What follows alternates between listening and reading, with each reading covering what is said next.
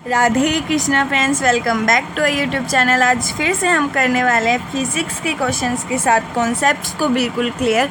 तो चलिए शुरू करते हैं। फर्स्ट क्वेश्चन है, if mass and size of earth become double then its effect on G. तो जी पर क्या इफेक्ट होगा?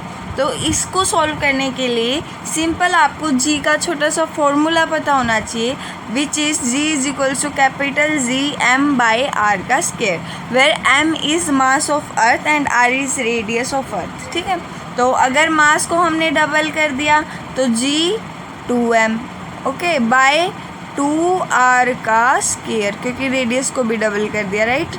तो यहाँ पर क्या आ जाएगा अगर इसको हम सॉल्व करेंगे तो g2m बाय 4r का स्क्वायर। तो इसको काटेंगे हम तो यहाँ पे 2gm बाय 2r का स्क्वायर आ गया है ना।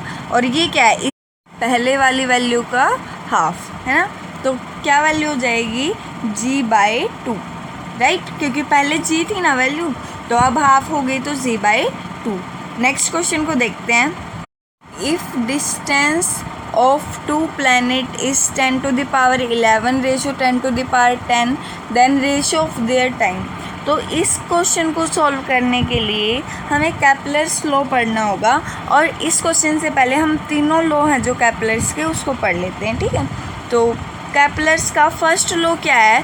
Planets revolve around sun in elliptical orbit and sun is placed at either foci of the ellipse. तो फर्स्ट लॉ क्या कहता है कि जो प्लैनेट्स हैं वो सन के अराउंड इलिप्टिकल ऑर्बिट में रिवॉल्यूशन कर रहे हैं। ठीक है, और जो सन है उसके किसी ना किसी एक फोकाई पर, ठीक है, जैसे एक ये फोकस हो गया, एक ये फोकस हो गया, तो उनकी फोकाई में से किसी एक फोकस पर प्लेस्ड है। ठीक है, मान लो अगर इस फोकस पे प्लेस्ड है तो यहाँ पर सन है। ठीक है, और जो प्लैनेट्स हैं वो इलिप्टिकल ऑर्बिट में क्या कर रहे हैं? यहाँ पर रिवॉल्यूशन कर रहे हैं। ठीक है, आई होप आपको फर्स्ट लॉ क्लियर हुआ होगा।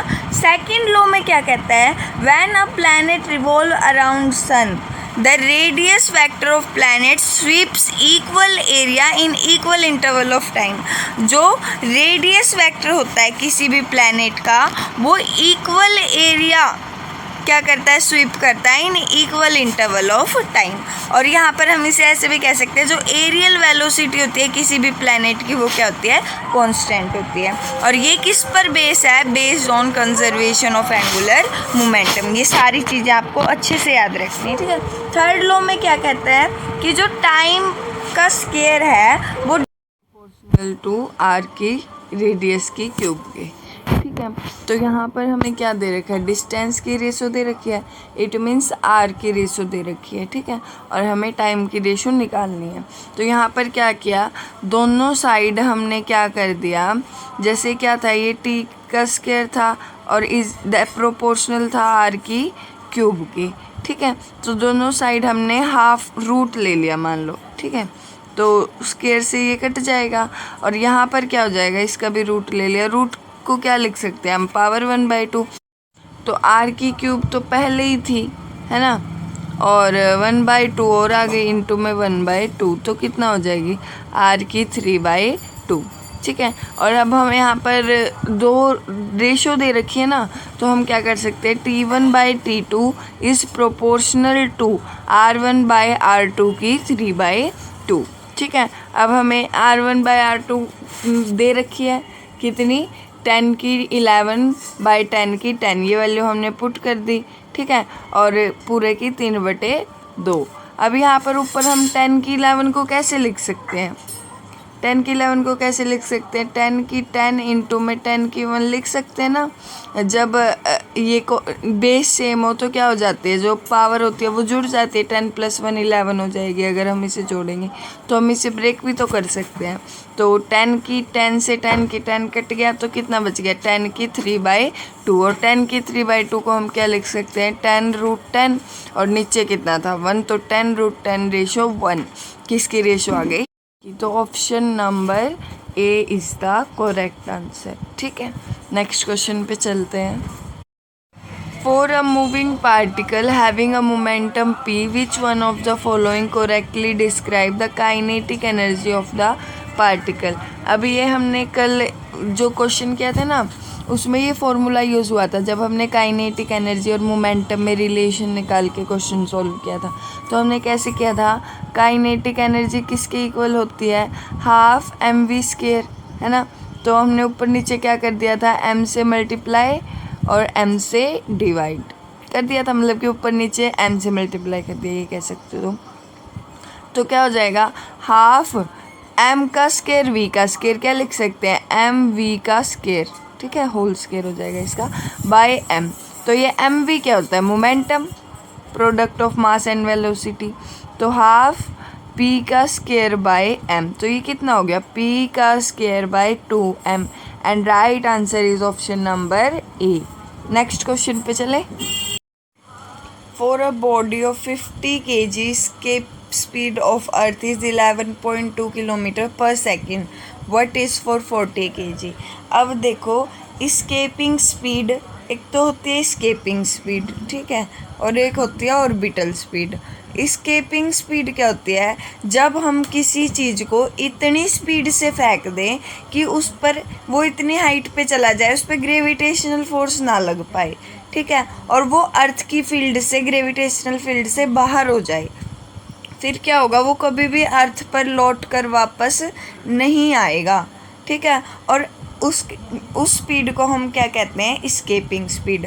और ऑर्बिटल स्पीड किसे कहते हैं, जो स्पीड हम सैटेलाइट्स को देते हैं ना, कि वो क्या करे, अर्थ के चारों तरफ रिवॉल्यूशन करता रहे एक फिक्स ऑर्बिट में, उसे जो वेलोसिटी, उसे जो स्पीड दी जाती है, उसे हम क्या कहते हैं, ऑर्बिटल स्पीड। आई होप आपको इन दोनों में डिफरेंस क्लियर हुआ होगा। इस्केपिंग स्पीड की जो वैल्यू होती है वो कितनी होती है, 11.2 किलोमीटर पर सेकेंड, ठीक है। ऑर्बिटल स्पीड होती है 7.92 किलोमीटर पर सेकेंड, ठीक है। और तो फिर इस्केपिंग स्पीड मास मैटर नहीं करता, सीधे इस्केपिंग स्पीड कितनी होती है, 11.2 किलोमीटर पर सेकेंड। तो राइट आंसर क्या हो जाएगा हमारा, ऑप्शन नंबर ए। और ऑर्बिटल स्पीड को भी आप याद, ठीक है। नेक्स्ट क्वेश्चन देखते हैं। Which of the following statement is correct regarding Poisson's ratio. तो पॉइजन्स रेशो क्या होती है, lateral strain by longitudinal strain, ठीक है।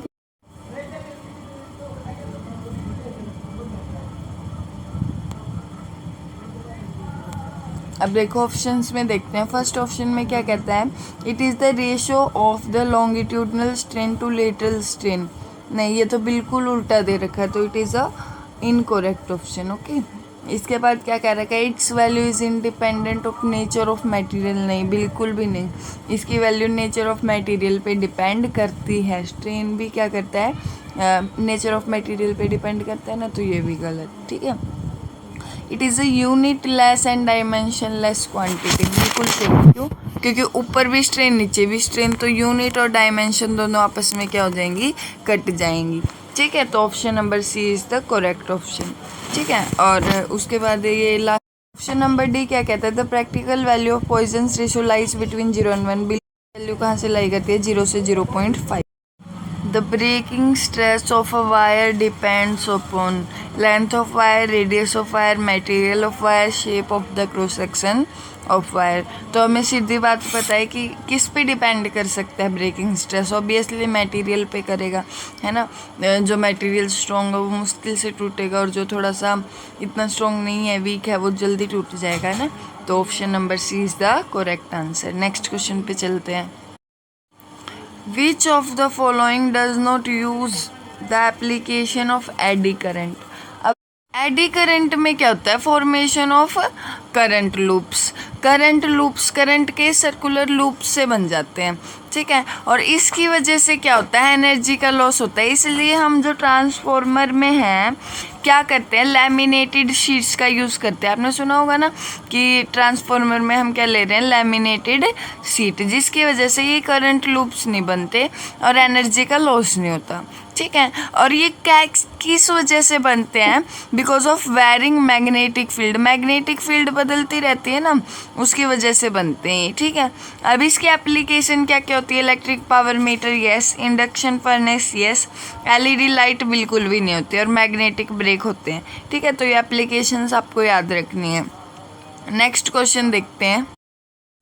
The energy stored in an inductor of self-inductance L Henry carrying a current of I ampere is, ठीक है। तो energy stored कितनी होती है? हाफ एल आई का स्केयर, ठीक है। ये वैल्यू याद रखना। वैसे तो इसका डेरिवेशन होता है, बट यहाँ पर आपको डेरिवेशन याद करने की तो बिल्कुल भी ज़रूरत नहीं है, ठीक है। तो इसका फॉर्मूला याद रखना। Option number B is the correct option, ठीक है। अब फैराडे के कुछ लॉ याद कर लेते हैं।